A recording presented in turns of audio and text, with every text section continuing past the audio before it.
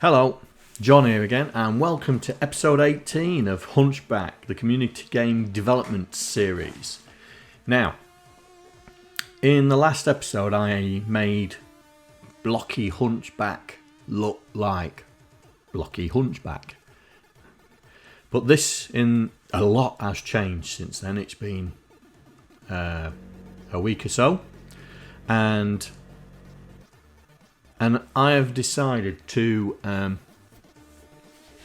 basically add the artwork, and I have overcome quite a few issues with the way I was doing the collisions and stuff. It was causing a few problems, so I'm going to show you the changes that I've done since the last episode. And like I say, it's been over a week. And you guys should be knowing about it because I've been putting screenshots on Discord and stuff like that. Right, so let's go into VNC. So here we are. We're on the Raspberry Pi via VNC. And the first thing you'll see is there's more files in the project.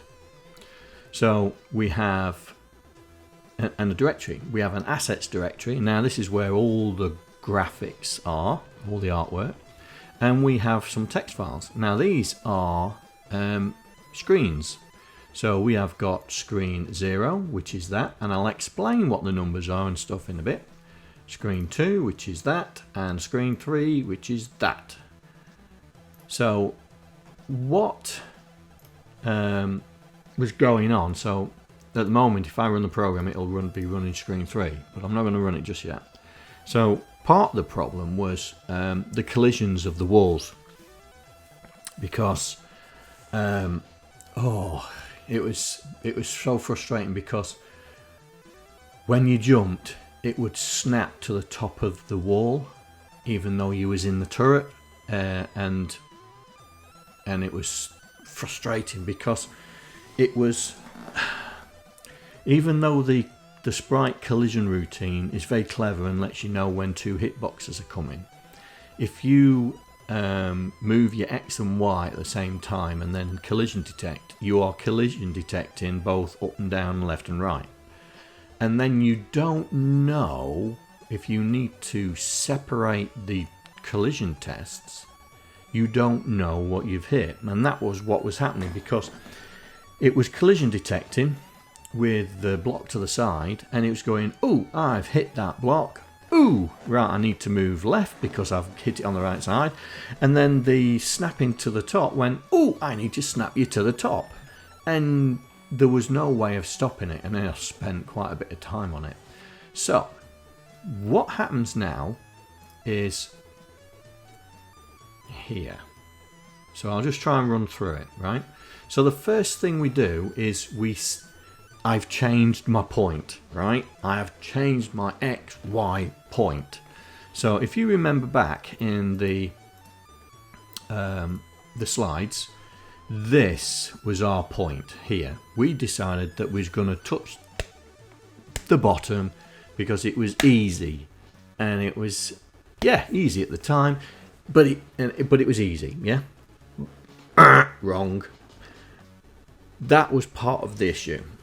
That was part of the issue. It was, and it took me a while to think, right, stuff this, right? Because what was happening is some of these points are tuples. You know what a tuple is, right? So some of the points were tuples, which is the same as this up here, X, Y. That's a tuple. So this corner is a tuple. That corner is a tuple. That one is, and this one is. This one isn't. That just gives you the top. This one just gives you the right. This one just gives you the left. This one just gives you the bottom. And we was fixing on this one. Yeah. And so the center is a tuple, but it's also split out into center X and center Y, which makes it a bit easier. So I have changed my mind, and I've gone back to the original one. Oops. Better change that, because that is now wrong. So now, I put the sprite on the screen when it's bang in the middle. Absolutely bang in the middle. And it allows us to control the thing. So I hear you shouting, John, but John, you know, you got it set and everything. Yeah. Well, I'm going to try and explain that now. So, and I'm going to just use the left and right as an example, but the landing on the platform is exactly the same philosophy. So what I do now is, when we collide with a tile, the background tile, and we're heading to the right, so that means we're going to hit a block of tile to the right, we hit the left hand side of it, yeah, because remember, this hitbox is the same as my hitbox, so we hit the left hand side. And so what happens is eventually when we collide, we overlap like that, like so. So what I do is I go, right, okay, I now know what I'm hitting, which is this block. I then take its left and make it my right. So effectively, it lines them up like so. And yes, you're going to go, but John, now you've done that, your XY position is now wrong. Correct. We'll get to that in a bit. So we do it the same on the left hand side, and you do it the same on the bottom. So this is what this does here. So I change my position and axis as the time. So first thing I do is I change the X position to, so I change the center X of my sprite to the X position that I've got. Then I go, have I hit any walls? If the answer is yes, then it does this. And because I've only changed the X position, right, I know I'm hitting walls to the either side of me. I'm not hitting something below me because I've not changed the Y. I've just changed the X. And it allows us then to say, right, because I've hit something to the side of me, I need to bounce off it and fix myself to that edge, which is what I've just explained in the slide. Then I change the center Y with my Y position, and then I check to see if I'm landing on a platform below me, because I'm only changing the Y, it's either up or down. And then if I'm hitting a platform below me, then I change my bottom.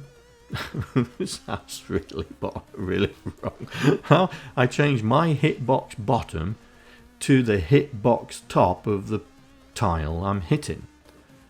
And then I re-establish my position by reading the center point of my hitbox. And so then after that, I then affect that XY position based on what I've been doing with my controls. So left and right and jump and stuff like that. So I've changed the way it works. And also, if you've noticed, I'm actually testing what I've hit before I'm testing what I've done. As before, I was testing what I've done compared to testing what I hit, and that was causing an issue. So I've just swapped the order of what I do on the update. Also, we had a problem with the momentum. So what I've done is that because Python, I've lost it, where's it gone? Oh, it's there. Because Python carried on working out the momentum, and the number was getting smaller and smaller and smaller and infinitely smaller and infinitely smaller. If you left it, the character was still creeping. So what I've done is I've put a test in to say if the velocity gets less than 0.1, that's it, it's 0. Because all that was happening was getting factorially smaller, and my character kept moving. If you left it long enough, it'd slowly work its way across the screen. And I thought, nope, not having that. So I've put a test in to say if the velocity is less than this, it's 0. And I've done the absolute of it. So if it's a negative, that'll become a positive, and then that works. So, and then we've got the equations and the animation. I hear you going, what? Animation? Yes, we will get to that. We will get to that. So that's what's happened with the character.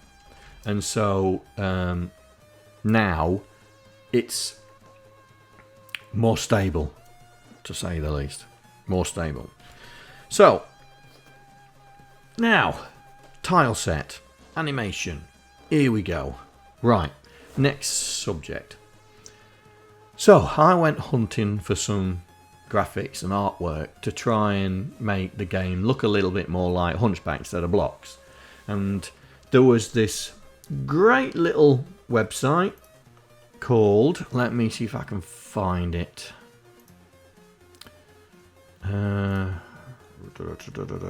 Where have I got my project? That's it. Open Game Art. So let me just fire a browser up on my Raspberry Pi, and it was called OpenGameArt.org, I think it is. Yes, this is it. And basically people put artwork on here for free, and you can use it for free. I mean, look at this one, City Mega Pack. Wow. Okay, let's have a look at the let's have a look at that.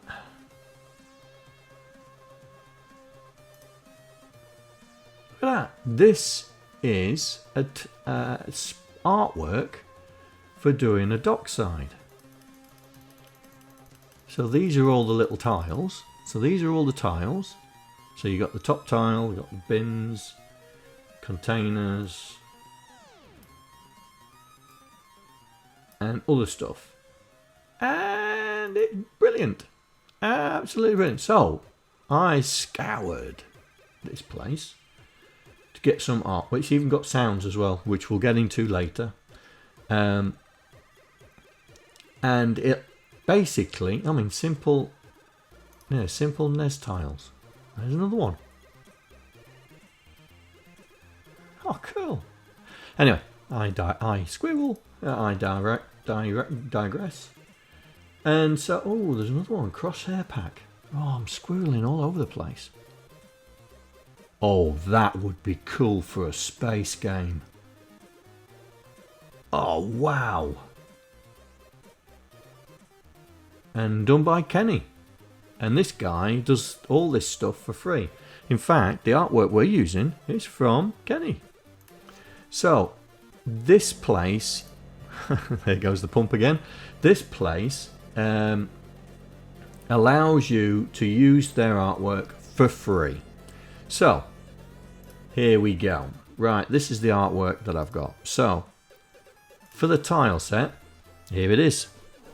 This is the tile set, and it allows us to build medieval castles. And just to give you an idea, there is a where is it? Where is it? Assets. Medieval. Here we go. Preview. Let's put this. So that's the tile set. Yeah. Oops. Let's put that back in the center of the screen. So that's the tile set. Yeah. But you can make scenes like this. So that is a screen based on all those tile sets, except for the aliens and stuff like that. But that's in a different pack, which I've got. And so I thought this would be great to build the Hunchback landscape out of. So we have all, let's go back to where I came from. There we go. So we have all these tiles. And if you look, I've got 265 tiles. You can see that number down there? and each tile has a number. And so that's how I'm referencing these tiles in the map, the tile map. And so if we go back to VNC, so you'll see the assets in here, tiles, and so I've got them all with their corresponding number. So if we look at the numbers, so I'll just help out here and put it in the right location. Let's get a map up. There we go. So we're roughly in this area here. Right, 0 means no tile. Yeah? So it means empty. So here we go, we got 064, which is there. That's an 064. So if I double hit it, you'll see what it is. There we go. It's a solid wall. If I look at, let's have a look at 067. To 067. There it is. It's a double-sided, a wall with two edges. And what I've done is I've written a routine that loads all the 265 tiles into the game. And then when I read this map, this is the index of those tiles. And then I render them. So basically what I'm doing here in the game is this is where I'm loading the tiles into the tile set. So I'm loading each and every one of them. So I'm doing a for loop from 1 to 266, which is one more than the tiles because it does 0 to 2. It does 0 to 265. And it's strange, I know, but bear with me. Then I create a file name of where it is. So it's in the assets directory, tiles. That's the file name. This makes a 3-digit number. So if I've got 1 as my number, it makes the string 001. And then I tell it what the tile number is. So it'll be 1, 2, 3, 4, 5. So that completes that. Then I load the tile in here. Yeah. And then I add it to my tile set with a reference number of the tile number. So when I build the walls, which is here, this is the wall building system. Yeah. I take my tile map, which is chapter here. So I load the map. There we go. So I load the map, and the map's routine's down here. Here we go. So I load the txt file. I read each row, and then put it into an array of rows, and then I read each row and make it into the map data and make it into entities on that row. And then so I run through it here. And so I'm testing, is it zeros? If it is, then forget it. We're not doing this because it's sky. And then if it's this number, this number, this number, and I've got a few numbers in there, that means it's a wall tile. And so it needs to go into the wall group, because that's where we're testing if we've hit it or not. Then the rest of them I've called artifacts, which we don't interface with artifacts. So that could be for example, that could be this here. It's like a turret top. We don't want to hit that because we could be walking behind that. So that is classed as an artifact. And so, as you'll see, there'll be artifacts growing in here. And that's how I have loaded in the tile set and then implemented the tile set onto the screen. Now, for the character is a different thing, because I've got this. These are the animation sprites for the character. So for example, attack. So if I double hit that, there we go, there she is. And if I run through it, there you go, one attack. Now this is the death animation. Right, this is smaller because I've already resized this for the Raspberry Pi, but this is her breathing. Now you can't see it, but you will do. And so these are all animations. So Hunchback is Hunchback going for Esmeralda. For the Python game, I've made it a female knight trying to rescue somebody. I haven't decided who. But what I'm thinking of is that it's a knight, a female knight, and what's the most famous knight in the English history? Well, that's St. George. So basically this is St. Georgina. And I'm hoping that I can do something with this. A dragon, or in other words, it's a dinosaur, but it's a dragon. Yeah. So same thing again. It's got animation. So like for example, jump. This is jump animation. So jumps and then back down. Yeah. And so Georgina's trying to get away from the dragon. Unless I find something else a bit more meaningful. But I thought it was a quaint twist. But I don't know what she's trying to rescue. That's something I've still got to figure out. But, so I was thinking that instead of in Hunchback, it's going to be Quasimodo or Esmeralda trying to... it's Quasimodo rescuing Esmeralda, like in the original one. Or it could be Esmeralda trying to rescue Quasi. Doesn't matter how we do it in the C64. But there'll still be the Knights of the Templar in the turrets, and the Knight of the Templar trying to catch them climbing up the wall. But in the Python one, I thought I'd put it a twist. Still use the same mechanics, but it's completely different. So that's what I'm trying to do. And so the animation I've had to do in a different way. So here we are on the game system. Now we need to go into the player sprite. Here we go. So this is what's happening. So at the moment I've only implemented the idle. Yeah. And what happens is, so I've now got two animation states. The action is basically to say what the action is. So currently when Georgina is not moving, she's idle. If she's moving, then she'll be walking, and if she jumps, then she'll be in the action jump, and that will determine what set of animations we're going to be looking at. And there's one here called direction, which is going to let us know if she's traveling left or she's traveling right, because that's a different set of animations. So for the idle, so here we go, we've set up a dictionary called animation sets, and in there I've created a dictionary item called idle, which is actually a dictionary in its own right. And then I've got another dictionary item called write in the dictionary item idle.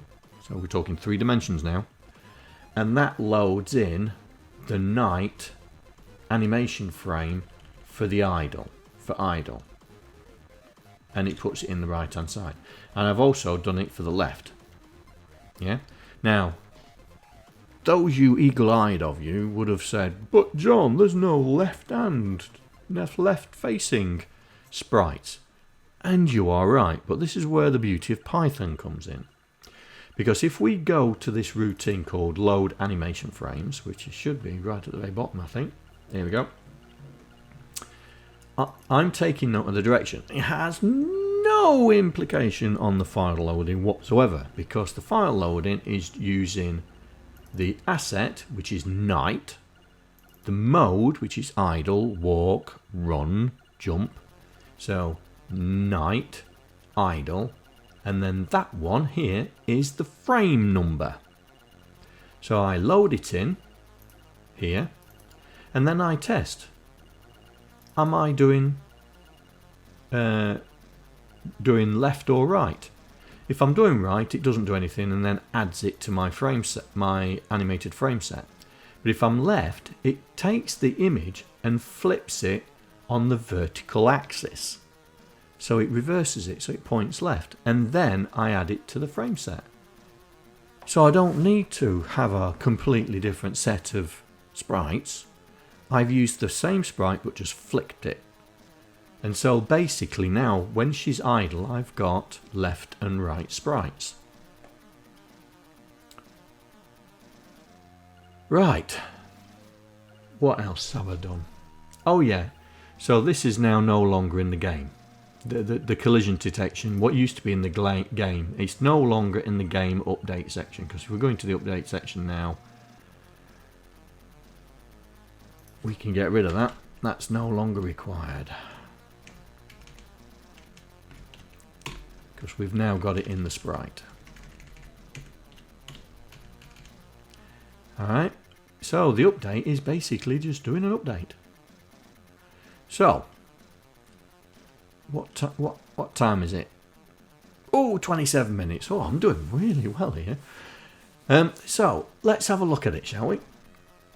So let's go to the main, and this is what the new Hunchback looks like. So here we go. Press play, and there she is. So as you can see, I've got a wall behind now. That's to stop her, you know, falling off the edge. And as you can see, I haven't done the walk. She's just breathing, look. She's in the idle mode, but breathing. So the animation's working, look. You see that? And of course, she'll fall down a hole, but she can't get out. And I've made it that, there you go, she can jump out.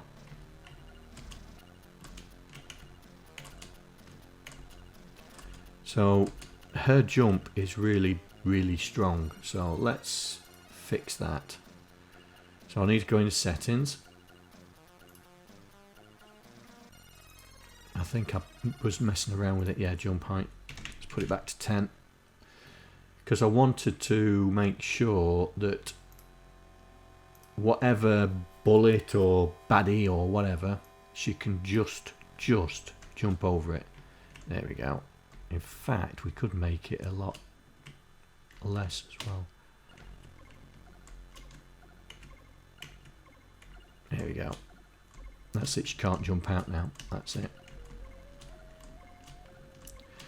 Right, and I've also noticed that if she runs pretty quick, she can jump over, literally walk over those turrets. Right, let's have a look. Can she walk over them? No, no, she can't. Good. I was worried that she'd be able to walk over them. Right. So, I've stopped. Yeah, so that's map 3. So if we do map 1 and run it. There you go. That's just a flat surface. Yeah. Ignore the jerkiness, because when we play it on the Raspberry Pi, it'll be perfect. Okay, and map 2 is the pit. Right? Do you remember when you has that swinging rope and stuff? I haven't figured out how I'm going to do that or anything like that, so that's going to be interesting. But there's 3 maps, so they're the basic 3 maps. I don't know if there's another one. I'll have to run through a video.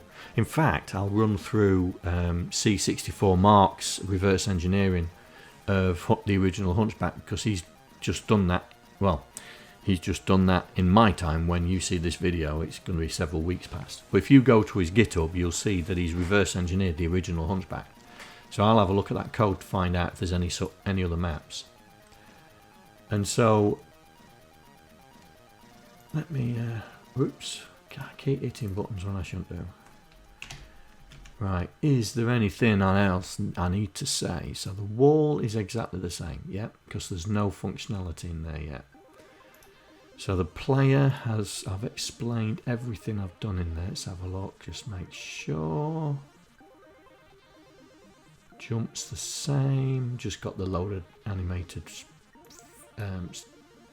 load animation. which is actually a function because it returns the animation set. So you can, like I've done here, do equals. So whatever that returns back is put in there. Main has not changed except for we now define what map we're using, because this part of it is going to be running through the maps, yeah, not game. Game is responsible for the gameplay. When you finish that map level, it's going to jump back out to here, and then this part is going to handle the screen changing. And game is now looking after its own.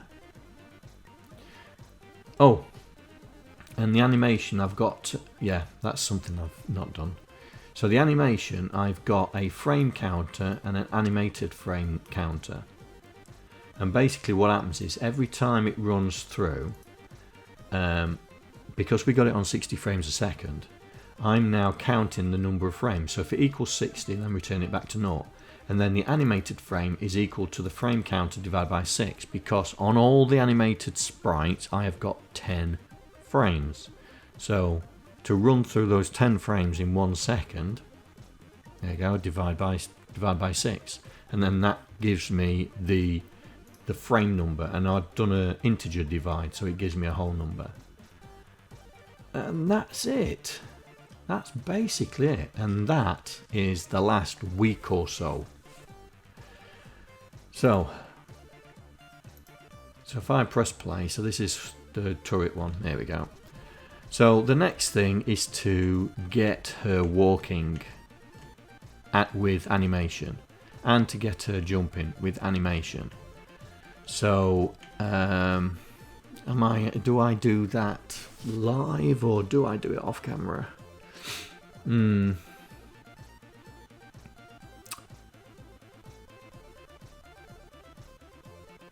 I'll do that on camera, I think. It'll be interesting for you to see, because we have to do a load of resizing of the graphics, because the graphics are massive and we don't need massive graphics in here, so that it'll show you what I've done to do the graphics. Right, okay, so that can be the next video, I think. Right, if you like what I've done, hit that like button. If you didn't like what I've done, fine, hit the dislike button.